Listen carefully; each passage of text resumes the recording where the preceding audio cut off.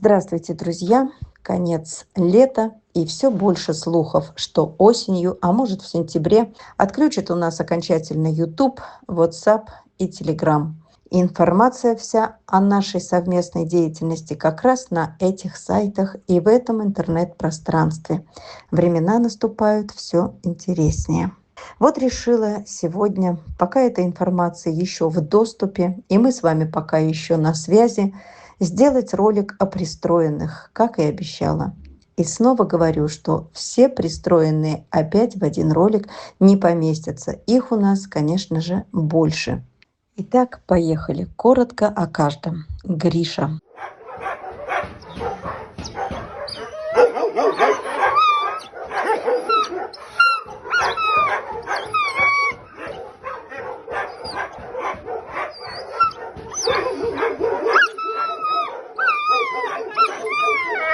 Ноябрь 24 года. Все как всегда. Жуть. Кобелек на будке в ППЖ. Боится спуститься, поесть крошку баланды. Мои глаза зацепили его потерянный взгляд. Позевота на нервике. Лучше не двигаться на будке. Тогда его и вытащили по моей просьбе. Посадили в Якутске на цепь.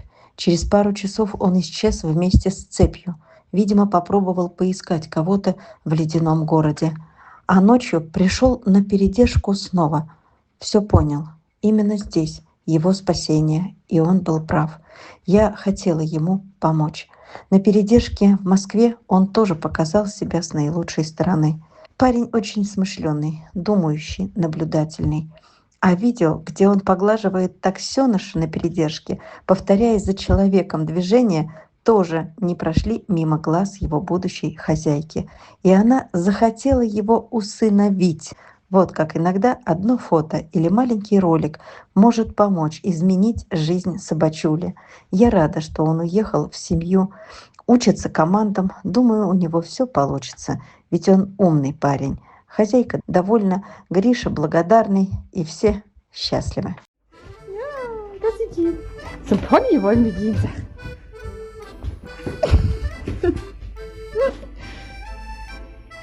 So, nur fertig machen, so ein Möhrchen einpacken. Wir müssen noch die Möhrchen einpacken. Ja, die Möhrchen brauchen wir noch. Ja, wo sind die Möhrchen?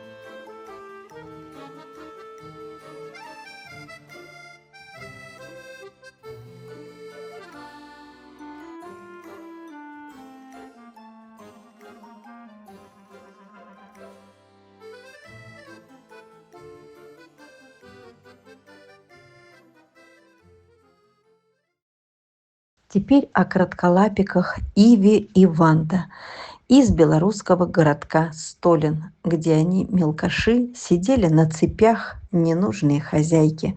Голодные девчушки. Приезжала покормить только одна женщина, Татьяна. Да и то не каждый день получалось. Она же и попросила меня спасти, забрать их оттуда. И вот пока ждали машину в январе, она смогла их даже простерилизовать там, за что ей большое спасибо. Это очень ценно, когда человек хочет спасти и чем-то помочь одновременно, то работа по спасению идет слаженно. Мамочка у нас пристроилась еще в марте в Москве. В ролике я об этом рассказывала. А позже уехали в Германию и две сестрички. Живут там по соседству в одном месте. Иви неугомонная, веселая, в кругу друзей, таких же российских спасенных собак. Главное, весело, любят и заботятся. И Ванда по соседству от сестры, тоже в любви, на прогулках. Все у них хорошо. Порадуемся, что получилось спасти целое семейство. И Татьяне спасибо, что не прошла мимо них.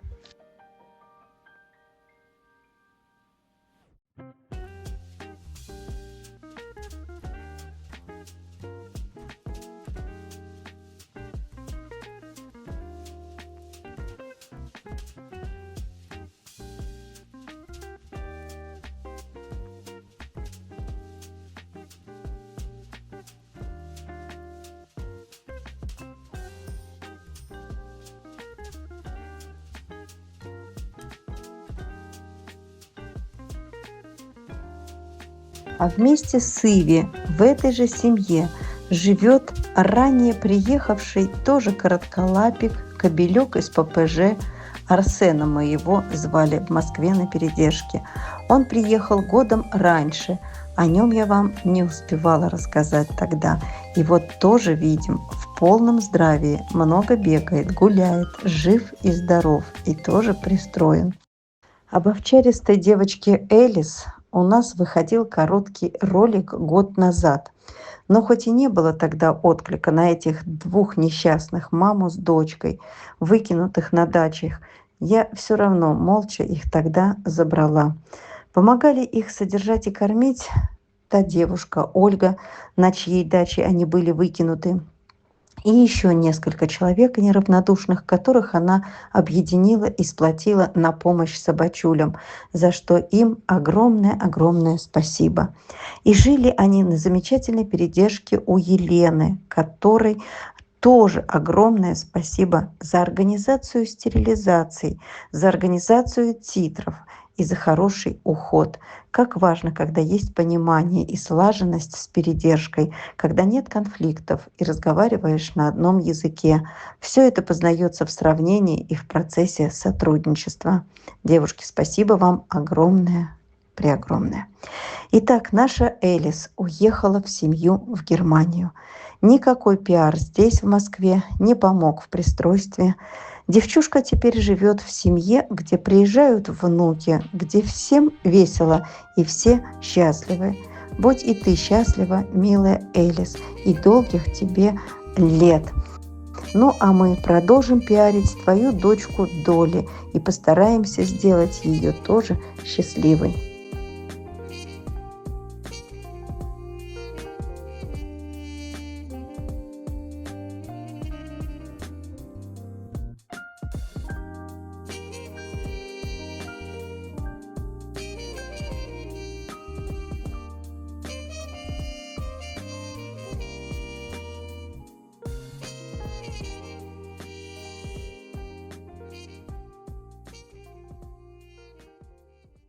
Бакс с замечательным золотым характером, спасенный в Якутске случайно 4 года назад за компанию с Каратом.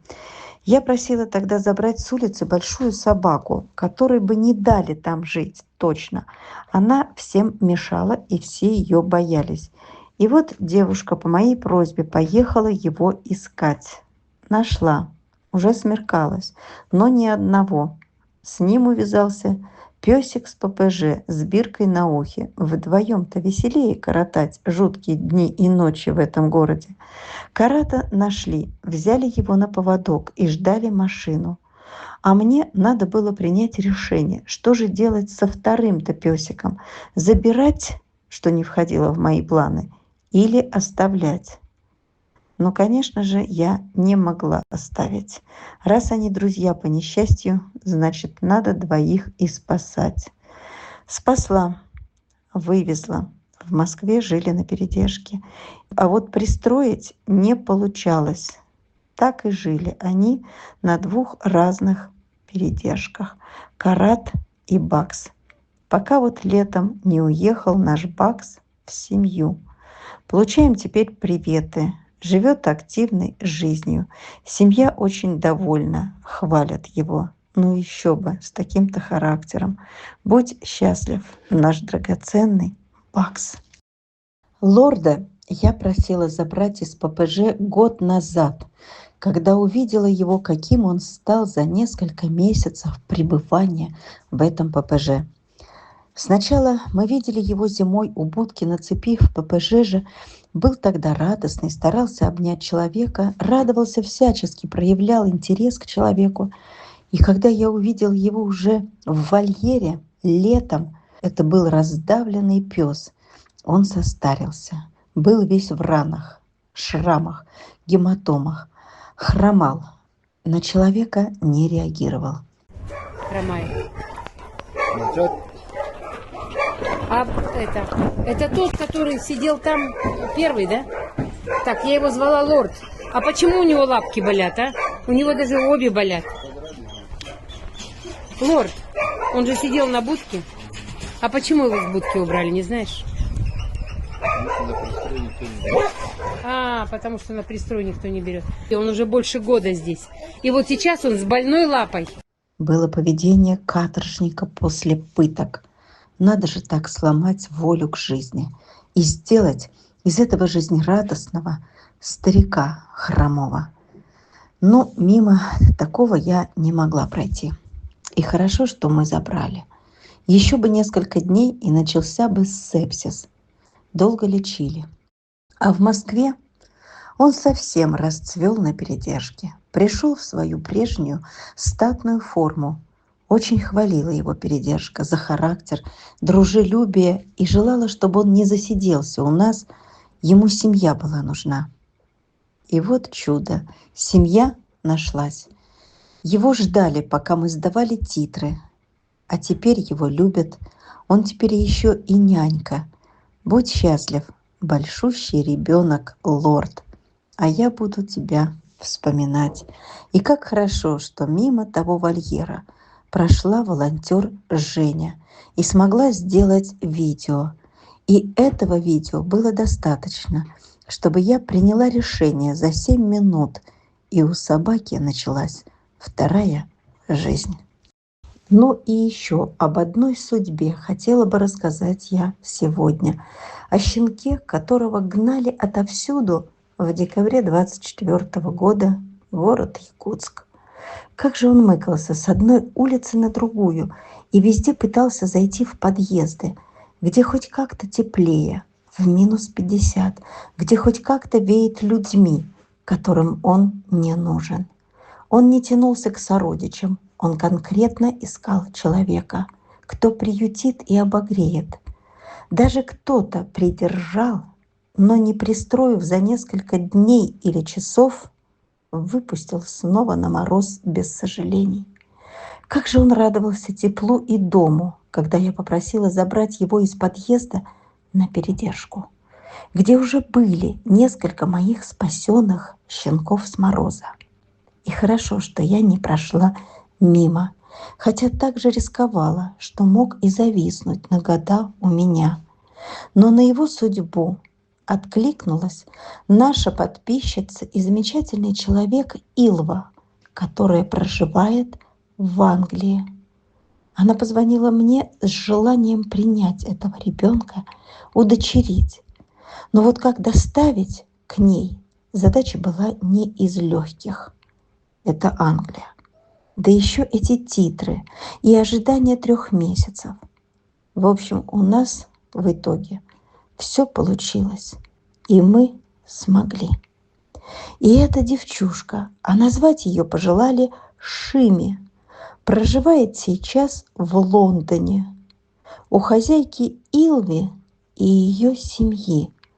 Она многому учится, быстро схватывает, получает комплименты от проходящих людей. Ее балуют. Всегда новые игрушки, собачье мороженое, игры, прогулки. С ней занимаются, одним словом. Вот такая судьба у этой девчушки. И мои слова благодарности Илве. Она сказала и сделала, сдержала слово, дождалась, не слилась. Удивительно и прекрасно. Ведь это целая жизнь одной собаки. И все сложилось. Илва, огромное, огромное спасибо. И спасибо за постоянную помощь другим нашим спасенышам. Друзья, стало тяжело спасать, стало еще тяжелее пристраивать. Пристройство каждой собаки из области фантастики. Мы очень стараемся, я очень стараюсь успеть хоть еще и еще кому-нибудь подарить новую жизнь. Все это возможно только с вашей помощью. Пусть она незримая, но она ощущается всегда, когда есть на что их содержать и идти вместе до пристройства. Но если нам не на что будет выживать, то и пристройство остановится, потому что голодные и больные собаки будут никому не нужны. Друзья, не забывайте их, им всегда нужна помощь, даже если связь прекратится через наши привычные соцсети. Помните, что они есть, и будут ли они жить, зависит только от нас всех, вместе взятых.